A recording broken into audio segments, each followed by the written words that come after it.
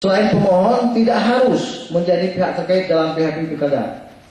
Bahwa menempatkan pasangan calon di luar pemohon sebagai pihak terkait merupakan tindakan yang sangat keliru dan berakibat permohonan akuo cacat formil. Apalagi jika ternyata dua pasangan calon yang telah dimasukkan oleh pemohon sebagai pihak terkait tidak mengajukan permohonan untuk masuk menjadi pihak terkait. C.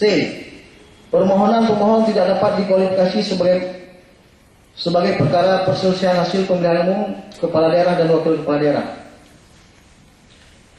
Pada intinya bahwa meskipun dalam beberapa putusan Mahkamah Konstitusi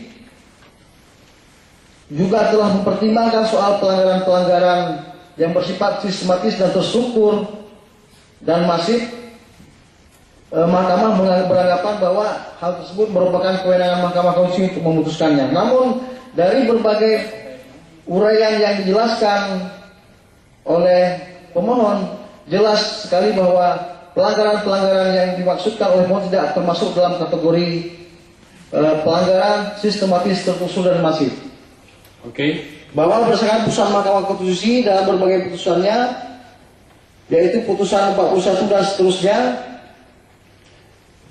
mendefinisikan bahwa pelanggaran terstruktur, sistematis dan masif adalah pelanggaran satu melibatkan sedemikian banyak orang, direncanakan secara matang, melibatkan pejabat atau organisasi yang dibentuk secara terstruktur, serta penyelenggara pemilu secara berjenjang. Kemudian terjadi dalam wilayah yang luas yang melibatkan sedemikian banyak orang.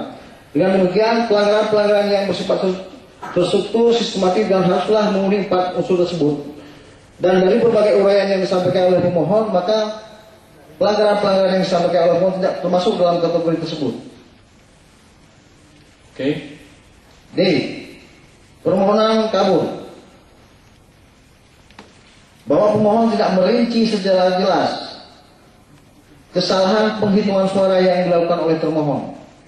Juga tidak menjelaskan hasil perhitungan yang benar menurut pemohon, serta tidak merinci secara jelas bentuk konkret pelanggaran yang dilakukan oleh termohon, baik mengenai waktu maupun tempatnya secara konkret.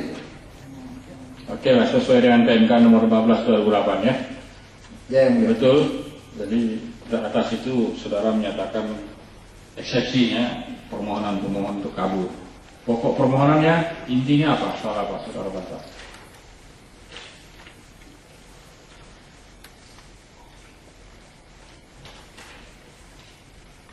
Bahwa dalam pokok permohonan, bahwa dalil pemohon pada poin 3.4 terkait keabsahan putusan Hakim Aceh Barat nomor 51 tentang penetapan rekapitulasi penghitungan hasil perolehan suara pemilu kada Aceh Barat tahun